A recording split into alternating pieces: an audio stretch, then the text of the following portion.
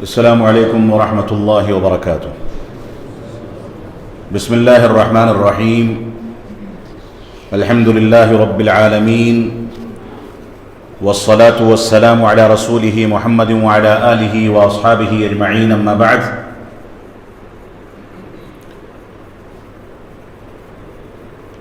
محترم جناب، ہمارے بزرگ اور میرے والد گرامی علیہ الرحمہ کے ہم عصر اور جماعت میں اب تک باحیات ان علماء کرام کی فہرست میں صف اول میں شامل ہونے والے اس مجلس کی صدارت کی ذمہ داری انجام دینے والے فضیلت الشیخ انیس الرحمن صاحب اعظمی عمری حفظہ اللہ وتولا، سرسی سرزمین کے روح رواں جماعت اہل حدیث کے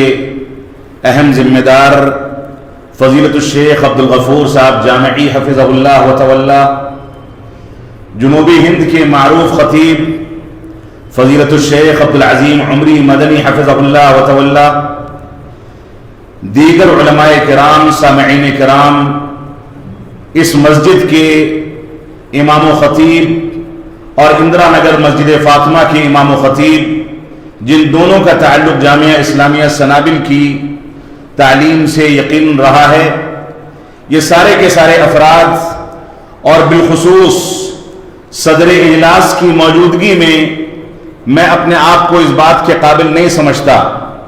کہ ان کے سامنے کچھ باتیں رکھ سکوں۔ وہ استاد الاساتذہ ہیں، ان کا احترام ہمارا فریضہ ہے، اور والد گرامی رحمۃ اللہ علیہ کی عمر کے ہونے کی وجہ سے میں ان کو اپنے چچا کے درجے میں سمجھتا ہوں۔ اللہ رب العالمین ہم کو اپنے بزرگوں کا احترام کرنے اور ان کے مقام اور عظمت کو سمجھنے کی توفیق عطا فرمائے۔ خطاب کسی خاص موضوع پر نہیں ہے، اور کیونکہ حکم ہمارے بزرگوں کا ہے، اس وجہ سے خطاب کرنا میری ذمہ داری بھی ہے اور میری مجبوری بھی ہے۔ اللہ رب العالمین ہم کو قرآن و سنت کی روشنی میں باتوں کو سننے اور اس کے مطابق عمل کرنے کی توفیق عطا فرمائے۔ اللہ رب العالمین کے فضل و کرم سے قرآن و سنت کی نسبت اور سلف صالحین کے فہم کی نسبت کے نتیجے میں ہم لوگ جس جماعت سے منسوب ہیں، جس جماعت کے نمائندہ ہیں، یہ اللہ رب العالمین کا فضل و کرم ہے کہ اللہ رب العالمین نے اس کا نمائندہ ہونے کی حیثیت سے ہم کو یہ شعور عطا فرمایا کہ ہم غیر اللہ کے آگے سجدہ نہیں کر سکتے۔ اللہ رب العالمین نے ہم کو یہ شعور عطا فرمایا کہ ہم رسول اکرم صلی اللہ علیہ وسلم کی اتباع اور پیروی کے آگے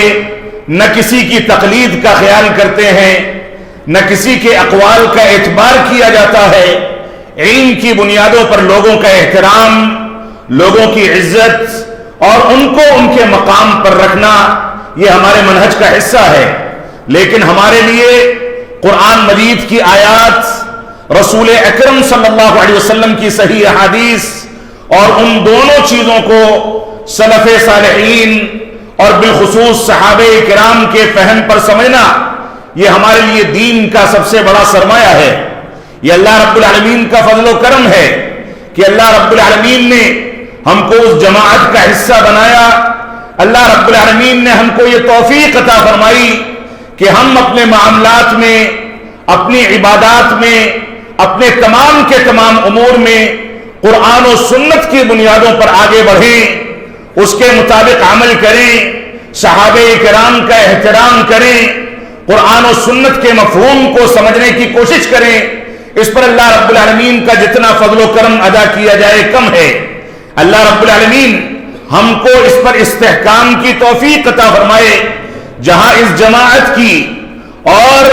قرآن و سنت اور فہم سلف صالحین پر چلنے والوں کی یہ خصوصیت اور یہ میزہ ہے، ان کا یہ امتیاز ہے، وہیں دوسری جانب آج کے پرفتن دور میں یہ بھی دیکھنے کو ملتا ہے کہ جماعت کے افراد قرآن و سنت سے دوری کے نتیجے میں، بے عملی کے نتیجے میں، سلف صالحین سے فہم سے دوری کے نتیجے میں اور غلط انداز کے لوگوں کو سننے، سوشل میڈیا کے نتیجے میں دین کو سیکھنے اور غیر علماء سے اپنا رابطہ بنانے اور قرآن و سنت کی بظاہر دلائل کی روشنی میں وہ جو کچھ کہہ دیں، چاہے وہ منہج سلف کے موافق ہو یا مخالف ہو، اس کو دین سمجھ کر کے اپنا لینے میں آج جماعت اہل حدیث اور اس کے نوجوان جتنے فتنوں کا شکار ہیں، شاید دوسری جماعتوں میں وہ فتنے نہیں ہیں۔ اللہ رب العالمین کا جہاں ایک جانب ہم پر انعام و اکرام ہے کہ ہم کو اس نے ایسے گھرانوں میں پیدا فرمایا جہاں قبروں کے آگے سجدہ نہیں کیا جاتا، قبروں کو ایک بالش سے اونچا نہیں کیا جاتا، قبروں پر چونا گچ نہیں کیا جاتا، قبروں پر تلاوت نہیں کی جاتی، قبروں پر تعمیر نہیں کی جاتی، قبروں کو پکا نہیں بنایا جاتا، قبروں پر تلاوت نہیں کی جاتی، اور قرآن مجید کے ذریعے نہ تعویذ گنڈا کیا جاتا ہے، نہ غیر اللہ کی عبادت کی جاتی ہے، نہ قرآن و سنت کی مخالفت کی جاتی ہے۔ وہیں دوسری جانب ہمارے لیے یہ بہت بڑا چیلنج ہے کہ ہم نے قرآن و سنت کو اس کے حقیقی مفہوم کے ساتھ سمجھا، علماء کرام سے رشتے کو استوار اور مضبوط کیا یا نہیں کیا۔ اگر ہم علماء کرام سے دور ہو گئے، برادرز کے فتنے میں، ایڈوکیٹس کے فتنے میں، انجینئروں کے فتنے میں، ڈاکٹروں کے فتنے میں، غیر علماء کے ذریعے سے دین کی جو تعبیرات آج سوشل میڈیا پر اس کے ویوز دیکھ کر کے ہم اس کو نشاندہی کر کے اس کو سنتے ہیں کہ کس کو دنیا میں زیادہ سنا جاتا ہے، اس کی بنیادوں پر آج ہمارے راستے قرآن و سنت پر بظاہر استحکام کے باوجود مختلف ہوتے نظر آتے ہیں۔ آج ہمارے نوجوانوں میں بہت سارے نوجوان ایسے ہیں جو آمین بفرضین پر عمل کرتے ہیں، اور بہت سارے نوجوان ایسے ہیں جن کا تعلق جماعت اہل حدیث سے بظاہر ہے، لیکن افکار کی خرابی اور افکار میں بے راہ روی اور قرآن و سنت کے حقیقی مفہوم کو غیر علماء سے سیکھنے کے نتیجے میں وہ نہ جانے کون کون سی تنظیموں، کون کون سی تحریکوں، کون کون سے افکار سے جڑ کر کے کہیں اشاعرہ، کہیں ماتریدیہ، کہیں خوارج اور کہیں ظاہریہ، اور نہ جانے کون کون سے مکاتب فکر سے متاثر ہو کر کے دین کے نام پر نئے نئے فتنے ایجاد کر کے نئی نسلوں کو راہ راست سے بھٹکا رہے ہیں۔ رسول اکرم صلی اللہ علیہ وسلم کی وہ روایت ہمارے سامنے ہونی چاہیے کہ جب آپ نے لکڑی کا ایک ٹکڑا لیا، زمین پر لکیر کھینچی اور اس کے بعد فرمایا وَأَنَّ هَذَا صِرَاطِي مُسْتَقِيمًا فَاتَّبِعُوهُ وَلَا تَتَّبِعُوا السُّبُلَ، یہ میرا سیدھا راستہ ہے، یہ صراط مستقیم ہے، یہ شاہراہ جنت ہے، فَاتَّبِعُوهُ، اس کو اپنا لو، یہ جنت کا راستہ، یہ قرآن و سنت کا راستہ، یہ فہم سلف صالحین کا راستہ، یہ قرآن و سنت کی حقیقی مفہوم کا راستہ، یہ صراط مستقیم ہے۔ جس صراط مستقیم کے لیے ہم 5 وقتہ نمازوں میں دعائیں کرتے ہیں، نوافل میں دعائیں کرتے ہیں، اور اس کے لیے اللہ رب العالمین کو راضی کرنے کی کوشش کرتے ہیں، لیکن اس کے وسائل کو اختیار کرنے، اس کے مفہوم کو سمجھنے، علماء کرام سے جڑ کر کے اس کے حقیقی معنی کو سمجھنے میں ہم ناکام نظر آتے ہیں۔ تو رسول اکرم صلی اللہ علیہ وسلم نے فرمایا وَأَنَّ هَذَا صِرَاطِي مُسْتَقِيمًا، یہ میرا سیدھا راستہ ہے، اسی پر چلو، فَاتَّبِعُوهُ، اس کی پیروی کرو، اس کے مطابق زندگی گزارو۔ وہ کون سا ایسا طریقہ، وہ کون سا ایسا اسلوب، وہ کون سی ایسی چیزیں ہیں جو نبی آخر الزمان جناب محمد الرسول اللہ صلی اللہ علیہ وسلم نے اپنی مبارک زندگی کے اندر ہمارے سامنے واضح نہ کی ہوں۔ ہم کو کیسے سونا ہے،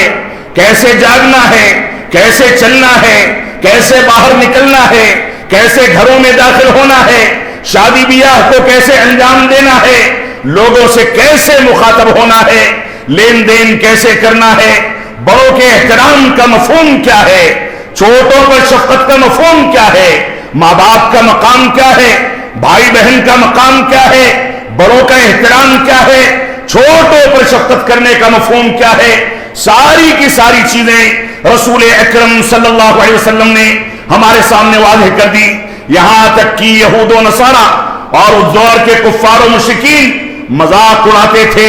کہ تمہارا نبی کیسا ہے کہ وہ استنجا اور قضاء حاجت کے طریقے بھی بتاتا ہے. تو اللہ کے نبی صلی اللہ علیہ وسلم کے ساتھیوں نے اور صحابہ کرام نے برجستہ فرمایا کہ ہاں، ہمارا نبی ساری کی ساری چیزیں سکھاتا ہے. جیسے ایک ماں اپنے بچے کو چلنا سکھاتی ہے، بیٹھنا سکھاتی ہے، استنجا اور قضاء حاجت کے آداب بتاتی ہے،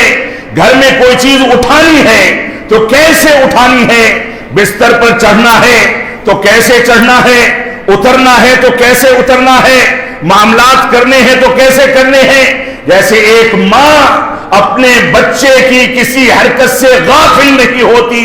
ویسے ہی ہمارا نبی ہم کو استنجا اور قضاء حاجت کے آداب بھی بتاتا ہے. وہ بتاتا ہے کہ ہم کو کیسے سونا ہے،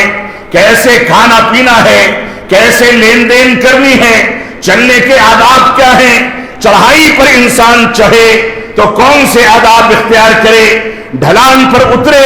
تو کس طریقے سے اترے، راستہ چلتے ہوئے لوگوں سے سامنا ہو تو کیسے سامنا کرے. یہ ساری کی ساری چیزیں اس نبی کی سیرت کے اندر موجود ہیں. تو اللہ رب العالمین نے فرمایا وَأَنَّ هَذَا صِرَاطِي مُسْتَقِيمًا، یہ میرا سیدھا راستہ ہے، صراط مستقیم ہے، فَاتَّبِعُوهُ، اس کی پیروی کرو، یہ شاہراہ جنت ہے. اور اس کے بعد رسول اکرم صلی اللہ علیہ وسلم نے اس لکیر کے دائیں اور بائیں جانب کئی ساری لکیریں کھینچ دی اور اس کے بعد فرمایا وَلَا تَتَّبِعُوا السُّبُلَ فَتَفَرَّقَ بِكُمْ عَنْ سَبِيلِهِ، تم ان راستوں کی پیروی نہ کرنا. اگر دائیں اور بائیں کے شیطانی راستوں کی پیروی کرو گے تو نتیجہ یہ ہوگا کہ تم گمراہ ہو جاؤ گے. جیسے آج کے دور میں ہمارا نوجوان یہ دعوے داری تو کرتا ہے کہ ہم قرآن و سنت کے حامل ہیں، ہم سلف صالحین کے طریقے کو اپناتے ہیں، لیکن کہیں وہ اخوان المسلمین اور جماعت اسلامی کے غلط افکار کو اپنا کر کے صحابہ کرام پر انگلیاں اٹھاتا ہے، کہیں وہ ایسی تنظیموں کے پیچھے بھاگتا ہے جو اس کا اور ان نوجوانوں کا رشتہ مسجدوں سے کمزور کر کے سڑکوں پر اور پارکوں میں اور میدانوں میں مظاہروں کے نام پر اس کو اس کی زندگی کے ہدف سے ہٹا کر کے دین سے دور کرتے ہیں. اس نوجوان کے اندر یہ جذبات تو ہوتے ہیں کہ دین کے خلاف کوئی بات نہ اٹھنے پائے، لیکن یہ کان میں اذان سننے کے بعد صلاۃ فجر کو چھوڑ کر کے بڑے آرام سے نیند پوری کرتا ہے. یہ نوجوان اس بات کا دعویٰ تو کرتا ہے کہ ہم قرآن و سنت کے حامل ہیں، لیکن مسجدوں کے آگے سے اگر مظاہروں میں گزرتا ہے، غلط انداز کی ایکٹیویٹی میں ملوث ہوتا ہے، تو ایسی صورت میں مسجدوں میں اذان کی آوازیں اٹھتی رہی، اس کو یہ توفیق نہیں ہوتی کہ وہ سارا کاروبار چھوڑ کر کے صحابہ کرام کے طرز کو اختیار کرے کہ وہ ایک ترازو کے ایک پلڑے میں بانٹ رکھتے تھے، دوسرے میں سودا چڑھا دیا ہوتا تھا، لیکن اذان کی آواز آتی تھی تو سب کچھ چھوڑ کر کے مسجدوں کی جانب بھاگتے تھے. ہمارے نوجوانوں کو یہ سمجھنا ہوگا کہ جذباتیت، جوشیلے نعرے،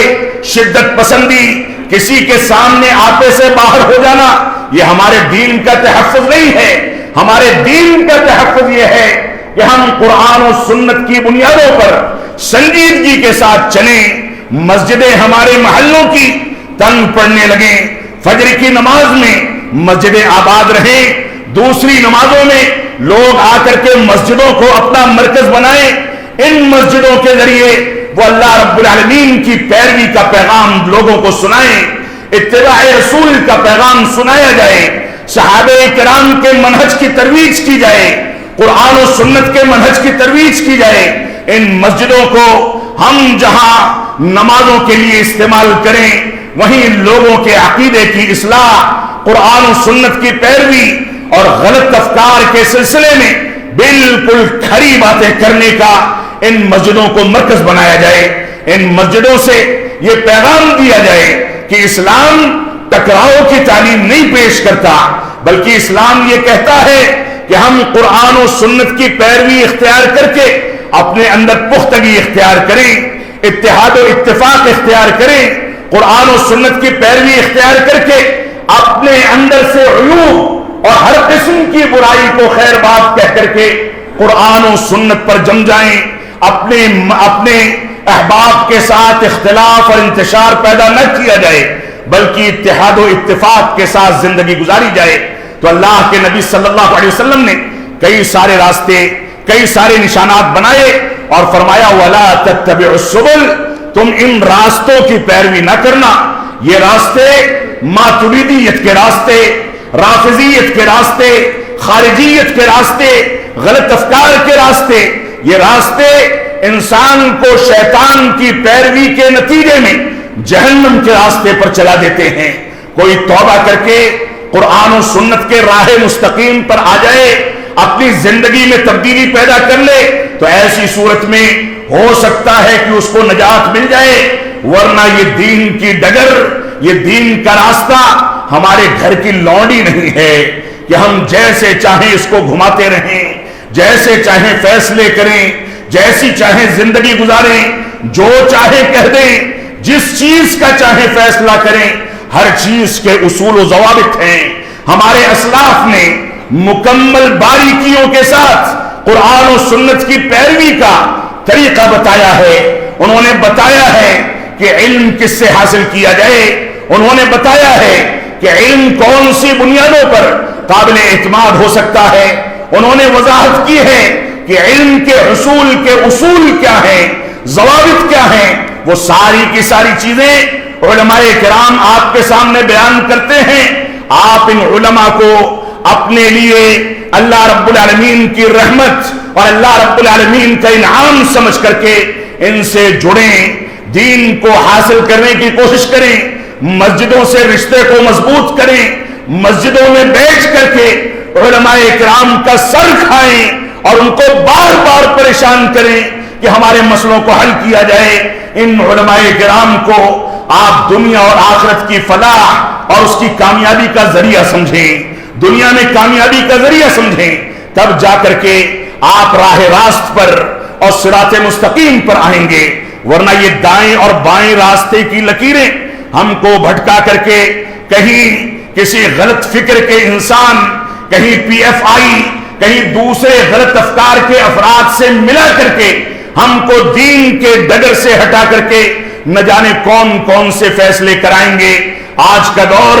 जहां हमारे लिए अल्लाह रब्बुल आलमीन की रजामंदी को तलाश करने का दौर है, वहीं आज का दौर फितनों का दौर है। ऐसा नाजुक दौर है कि इंसान चलते चलते अगर इन चीजों पर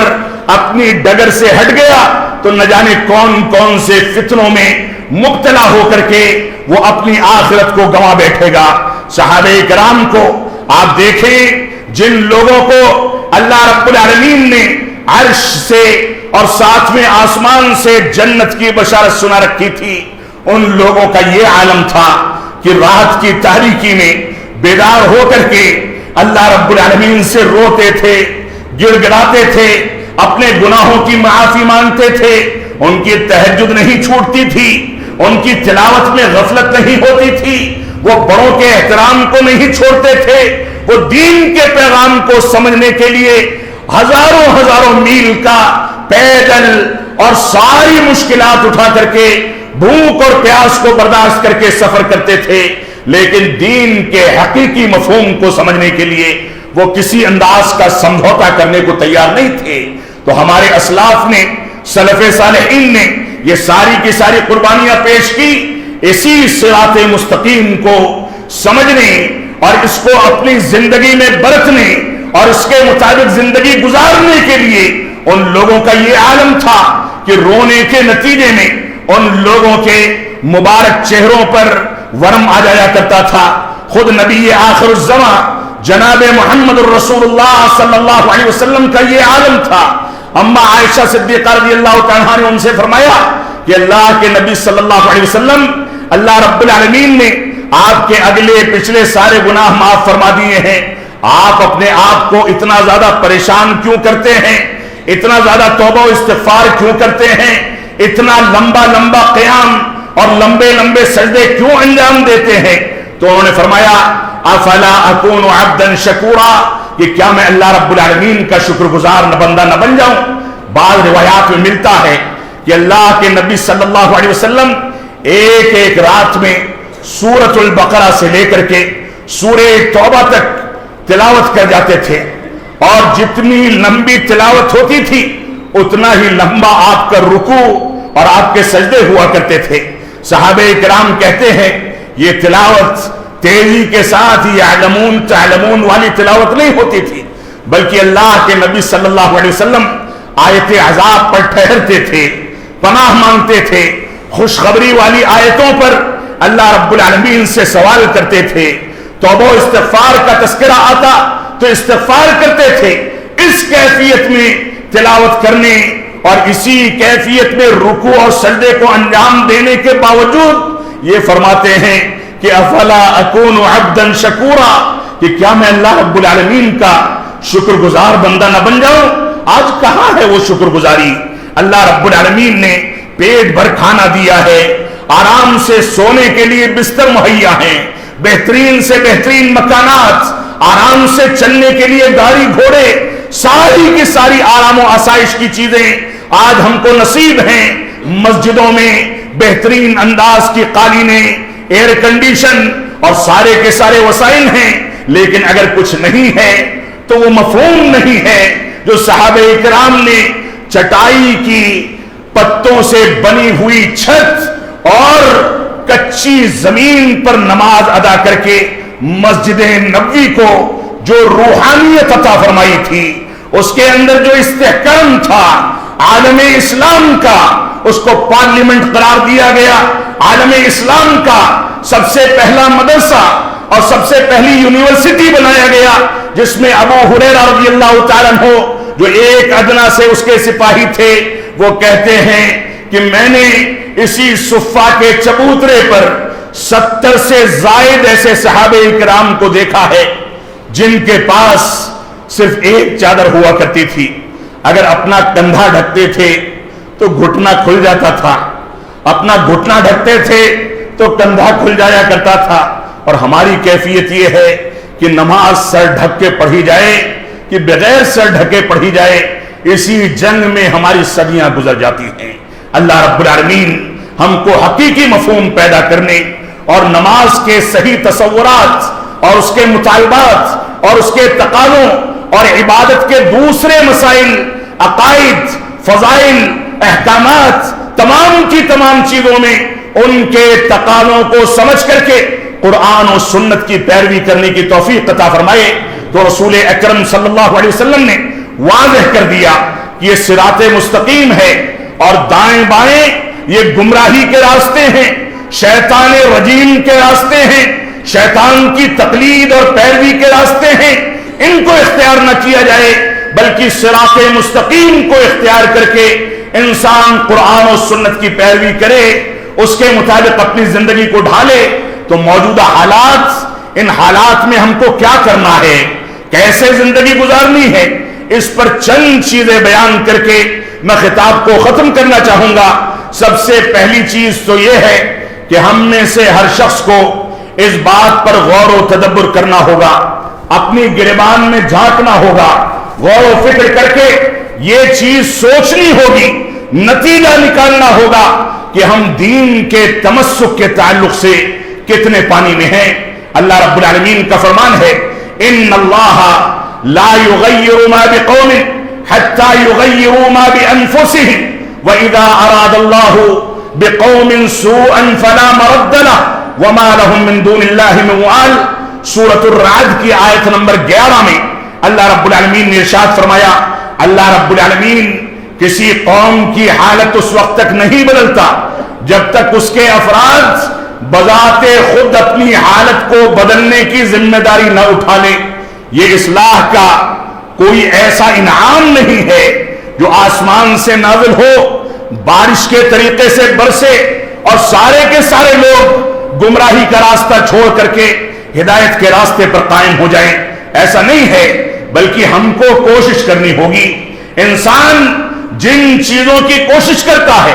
उन चीजों में बेहतर नताइज पर पहुंचता है। आज के दौर में हम अपना जायजा लेने, शादी ब्याह में, खाने पीने में, खरीदारी में, मार्केट करने में, तमाम की तमाम चीजों में हम इस बात की निशानदही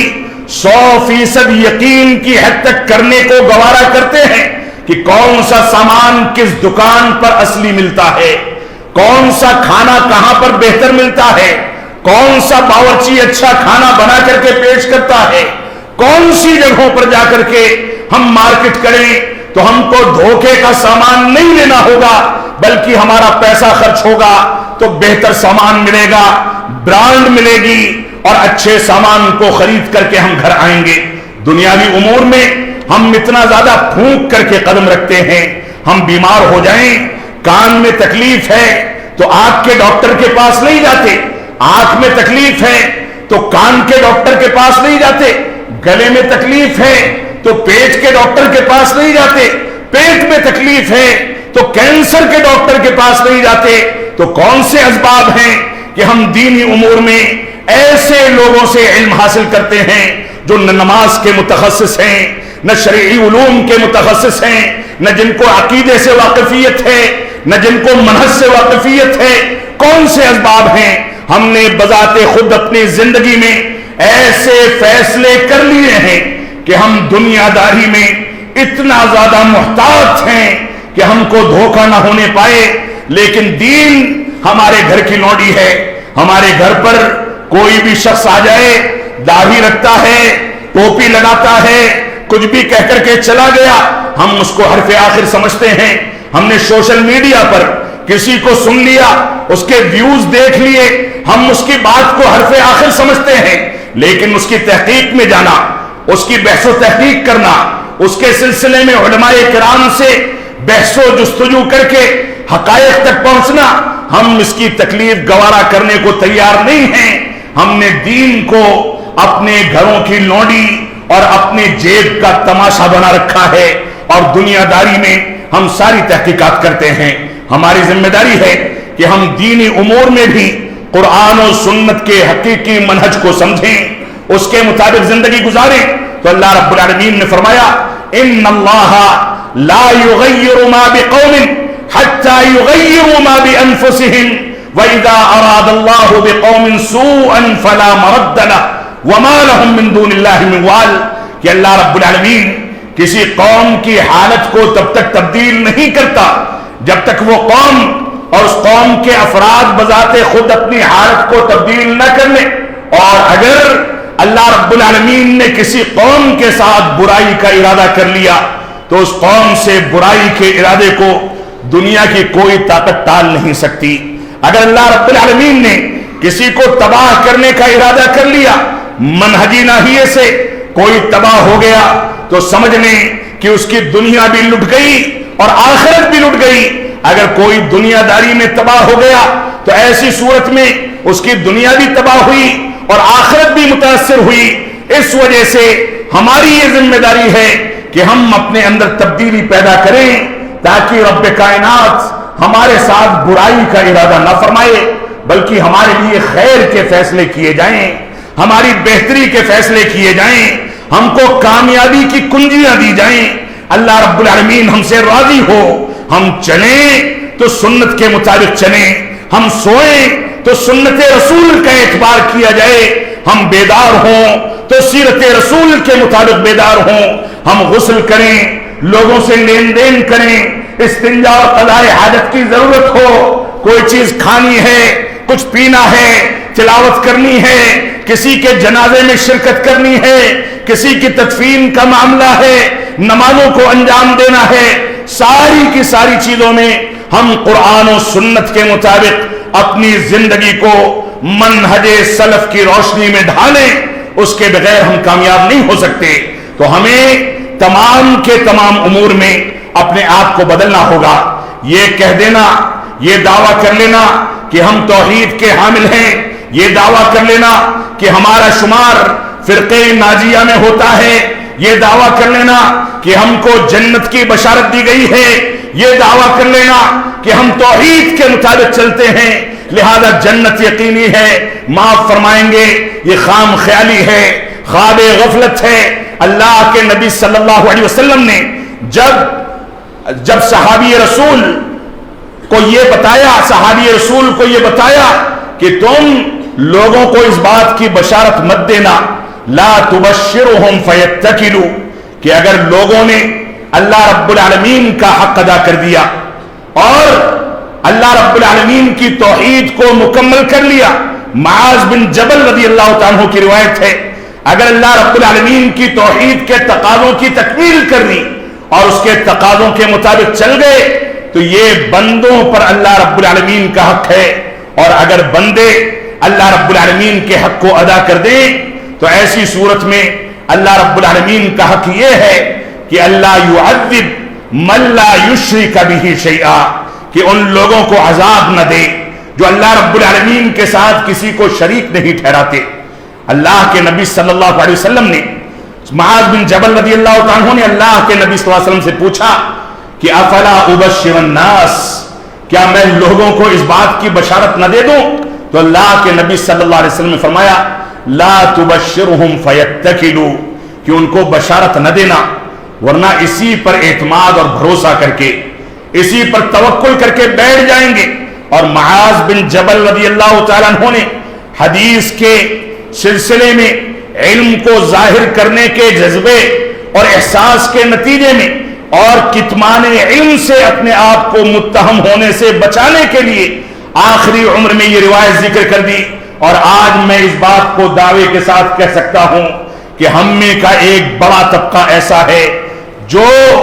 اس چیز پر توکل اور اعتماد کر کے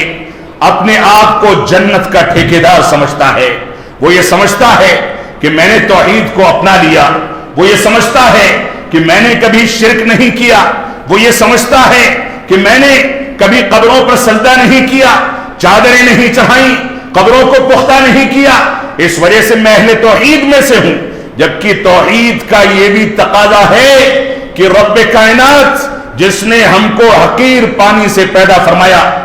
ماں کے پیٹ میں 9 مہینے تک زندگی عطا فرمائی اور بچے کی پیدائش کے بعد ماں کی چھاتیوں میں بہترین قسم کی غذا تیار کر کے ہم کو دودھ مہیا فرمایا، وہ رب کائنات اس کی عبادت 5 وقتہ نمازوں میں اس کو یاد کرنا،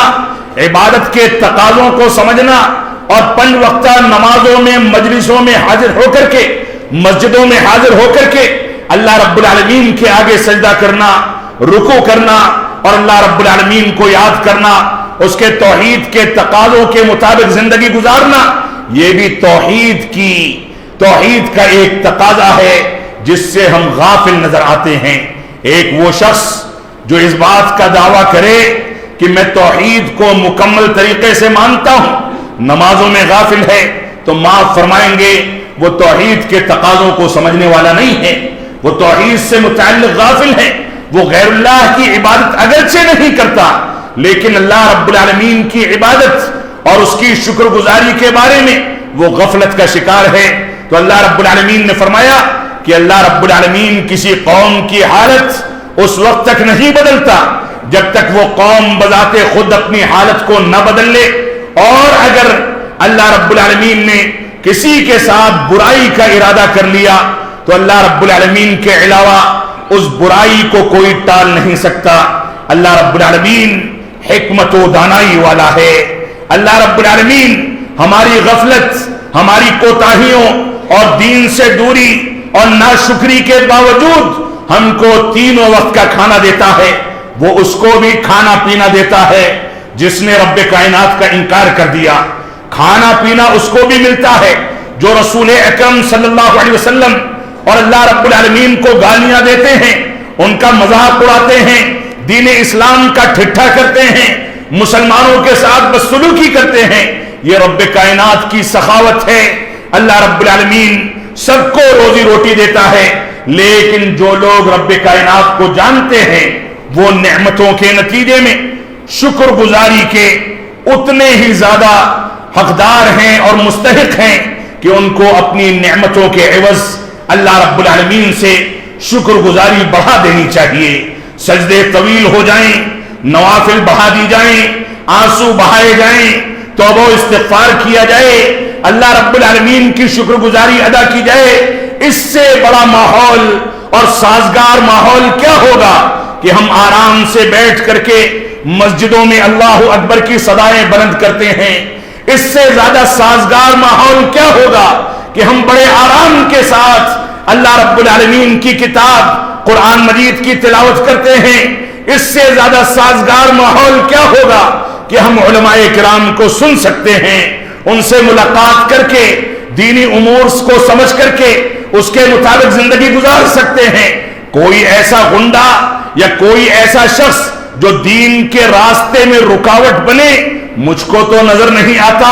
کہ صلاۃ فجر کی اذان کے بعد ہمارے دروازوں پر چاقو لے کر کے کھڑا ہو جاتا ہو کہ اگر کوئی نماز کے لیے نکلا تو اس کو قتل کر دیا جائے گا. ماحول سازگار ہے. ہم کو رب کائنات کی شکر گزاری ادا کرنی چاہیے. ہم کو ذرا ذرا سی باتوں پر شدت اختیار کر کے، دین کے منہج کو چھوڑ کر کے، مظاہرات کی پالیسی اختیار کر کے، غلط انداز کے افکار کو اختیار کر کے ہم باہر نکلیں گے تو ایسی صورت میں ہم دین سے دور ہوں گے اور دنیا داری میں مبتلا ہو کر کے ہم دین سے دور ہوتے چلے جائیں گے. تو سب سے بنیادی مسئلہ موجودہ دور کے حالات میں یہ ہے کہ ہم اپنے اندر دینداری پیدا کریں، دین کے تعلق سے اپنے گریبان میں جھانکیں اور دین پر تمسک کے تعلق سے، دین پر چلنے کے تعلق سے غور و فکر کریں کہ ہم کتنا دین پر قائم ہیں اور کتنے امور میں ہم نے دین کو چھوڑ کر کے خیر بات کہہ دیا. اسی طریقے سے ہماری ذمہ داری یہ ہے کہ ہم ماضی میں ہم نے جو غلطیاں کر دی لیکن مستقبل کے لیے علماء کرام کی رہنمائی میں ایسا مضبوط لاہے عمل تیار کیا جائے کہ مستقبل میں ہم سے وہ غلطیاں نہ ہوں جن غلطیوں کے سرزد ہونے کے نتیجے میں ہم نے دین سے دوری کی پالیسی اختیار کر لی ہے. مستقبل ہمارا مضبوط بنے. ہم حال میں ایسے فیصلے کریں کہ مستقبل میں ہمارے بچے اس بات کو سمجھ سکیں کہ باپ مر جائے تو جنازے کی نماز کے احکامات کیا ہیں. ہم اس بات کو مستحکم بنا سکیں، یقینی بنا سکیں کہ گھر میں کسی کی وفات ہو تو تدفین کے احکامات کیا ہیں، مسجدوں کو آباد کرنے کا مفہوم کیا ہے. ہمارے بچے دنیاوی ترقی میں کتنی بھی ترقی کر لیں لیکن اس بات کو کسی حد تک یقینی بنایا جائے کہ جہاں نماز کا وقت ہو، چاہے وہ فلائٹ میں سفر کر رہے ہوں، چاہے ٹرینوں سے گزر رہے ہوں، چاہے بسوں میں ہوں، چاہے سواریوں پر ہوں، چاہے کسی بڑے سے بڑے ہوٹل میں رہائش پذیر ہوں، لیکن جیسے ہی نماز کا وقت ہو ساری مشغولیات کو چھوڑ کر کے وہ اللہ رب العالمین کے آگے جھک جائیں. ہم کو اس بات کو یقینی بنانا ہوگا. تو مستقبل کے لیے ایک مضبوط لائحہ عمل تیار کر کے ہم اس بات کو سازگار بنائیں، یقینی بنائیں کہ مستقبل میں ہمارے بچے منہج سلیم پر اور قرآن و سنت کے حقیقی تقاضوں پر، سلف صالحین کے فہم پر کیسے مضبوطی کے ساتھ چل سکتے ہیں، ان کو دینی اور شرعی احکامات سے کیسے واقف کرایا جا سکتا ہے. یہ ہماری دوسری ذمہ داری ہے جس کے لیے ہمارے علماء ہمارے نوجوانوں کو سر سے سر ملا کر کے بیٹھ کر کے متحدہ فیصلے کرنے ہوں گے. یہ جماعتوں کی سیاستیں، یہ جوڑ توڑ، یہ مسجدوں کے اندر لڑائی جھگڑے، یہ مدرسوں کا جوڑ توڑ اور سازشیں، یہ ساری کی ساری چیزیں پوری قوم کو کھوکھلا کر کے تباہ و برباد کر دیں گی. ہمیں اسلامی تربیت کے بارے میں توجہ دینی ہوگی. ہم کو دین کی ترویج کے لیے ایثار و قربانی کا جذبہ اپنے دل و دماغ میں پیدا کرنا ہوگا. ہمیں قربانی پیش کر کے دین کو آگے بڑھانے اور دین کی نشر و اشاعت کی ذمہ داری اٹھانی ہوگی. اس کے بغیر یہ دین نہیں پنپ سکتا اور اخلاص نہیں ہوگا، یہ ایثار کا جذبہ نہیں ہوگا، بچوں کی اسلامی تربیت نہیں ہوگی تو نتیجہ وہی نکلے گا جو آج نکل رہا ہے کہ لڑکیاں پوری زندگی باپ پال کر کے ناز و نعم میں پالتا ہے اور اس کے بعد بھاگ کر کے دوسرے مذاہب کے لڑکوں سے شادیاں کر کے دوسرے خاندانوں کی زینت بن جاتی ہیں. پوری زندگی باپ نے پالا، ناز و نعم میں پالا، اور نتیجہ کیا ہوا؟ نتیجہ یہ ہوا کہ ہماری نسل میں سے ایک نسل کٹی اور کفر اور شرک کی داعی بن کر کے جا کر کے دوسروں کی زینت بن گئی. آج صورتحال یہ ہے کہ ہمارے گھرانوں کے بچے اگر صلاۃ جمعہ امام کے پیچھے ادا کر لیں تو ایسا لگتا ہے کہ گھر کے بوڑھوں پر انہوں نے احسان عظیم کر دیا ہے. وہ کبھی بیدار ہو گئے صلاۃ عید کے لیے تو ایسا لگتا ہے کہ سال میں پہلا موقع ہے کہ بچہ صلاۃ فجر کے بعد بہت جلدی بیدار ہو گیا. معاف فرمائیں گے، یہ طریقہ، یہ اسلوب، یہ طرز زندگی اگر ہمارے گھروں کی رہی تو ہم تباہی کی طرف بڑھیں گے. اس وجہ سے مستقبل کے لیے ہم کو مضبوط لائے عمل علماء کرام سے رائے مشورہ کر کے تیار کرنا ہوگا تاکہ قرآن و سنت کی روشنی میں مستقبل کے چیلنجز کو ہم مضبوطی کے ساتھ سامنا کر کے قرآن و سنت کے مفہوم کی روشنی میں زندگی گزاریں، اپنے ایمان اور اسلام کو تحفظ فراہم کر سکیں. اسی طریقے سے موجودہ نازک حالات میں، ان فتنوں کے دوروں میں ہماری ایک ذمہ داری یہ ہے کہ ہم اللہ رب العالمین کی آیت کریمہ وَاعْتَصِمُوا بِحَبْلِ اللَّهِ جَمِيعًا وَلَا تَفَرَّقُوا، سن لو تم لوگ اللہ رب العالمین کی رسی کو مضبوطی سے پکڑ لو اور آپس میں انتشار پیدا نہ کرو. یہ رسی جو مضبوطی کے ساتھ پکڑنے کا حکم دیا گیا، یہ کون سی رسی ہے؟ یہ رسی قرآن و سنت کی رسی ہے. یہ رسی منہج سلف صالحین کے مفہوم کی رسی ہے. اس رسی کو پکڑ کر کے انسان قرآن مجید سے قریب ہو جائے، اس رسی کو پکڑ کر کے انسان سنت رسول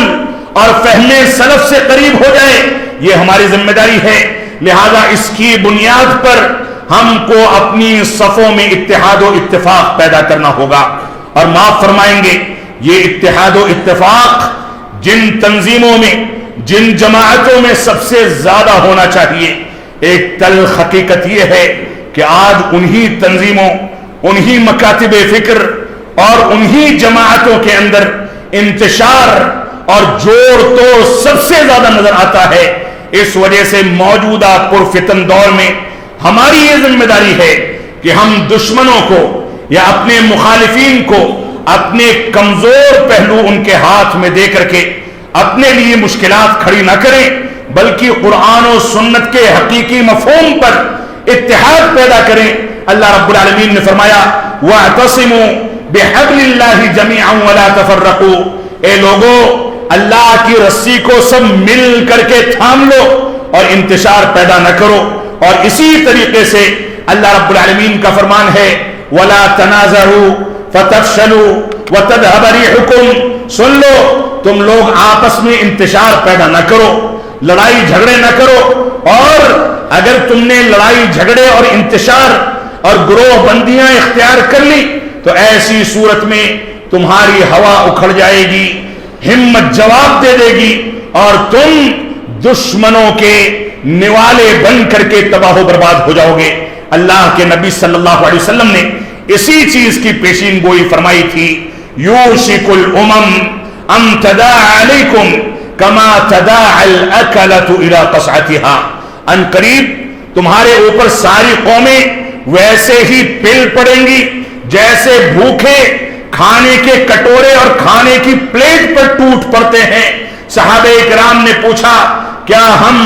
کم تعداد میں ہوں گے؟ تو اللہ کے نبی صلی اللہ علیہ وسلم نے فرمایا کہ نہیں، بل انتم غثاء کا غثاء السیل، تم سمندر میں اور سیلاب میں اٹھنے والے خش و خاشاک کے طریقے سے ہر جگہ نظر آؤ گے، لیکن اللہ رب العالمین تمہارے دشمنوں کے دلوں سے تمہارے ڈر کو اور خوف اور ہیبت کو نکال دے گا. صحابہ کرام نے پوچھا وَمَا الْوَهْنُ یا رسول اللہ، اے اللہ کے نبی صلی اللہ علیہ وسلم یہ وہن کیا ہے؟ تو آپ نے فرمایا حب الدنیا و کراہیت الموت، دنیا سے لو لگا لینا، دنیا میں مگن ہو جانا، دنیا کی رنگینیوں کے پیچھے دوڑنا، دنیا کے پیچھے بھاگنا، حلال و حرام کی تمیز کو چھوڑ دینا، دنیا کی رنگینیوں میں جب پڑ جاؤ تو دین اسلام سے دوری اختیار کر لینا، یہ دنیا سے لو لگانا اور دنیا سے محبت کرنا ہے۔ اور موت سے انسان ڈرنے لگے گا۔ انسان دنیا سے جتنا قریب ہوتا ہے موت سے اتنا گھبراتا ہے، اور ایک سچا مسلمان دنیا کے اندر ایسے زندگی گزارتا ہے کہ صبح ہو جائے تو شام کا انتظار نہیں کرتا، شام ہو جائے تو صبح کا انتظار نہیں کرتا، اور اپنے صحت مندی کے ایام کو بیماری سے پہلے، اپنی زندگی کو اپنی موت سے پہلے غنیمت سمجھتا ہے، اور اپنی زندگی میں آخرت کی کامیابی کا سامان تیار کرتا ہے۔ یہ مسلمان کی صفت ہے۔ اللہ رب العالمین ہم کو دین کی جانب رجوع کرنے اور دین کو مکمل طریقے سے اپنانے، دین کو قرآن و سنت اور سلف صالحین کے منہج کے تقاضوں کو سمجھ کر کے اپنانے اور اس کے مطابق زندگی گزارنے کی توفیق عطا فرمائے۔ ہم جب تک جئیں تب تک اسلام پر جئیں، جب ہمارا خاتمہ ہو تو ایمان پر ہو۔ وصلی اللہ علی نبینا محمد وعلی آلہ وصحبہ وسلم۔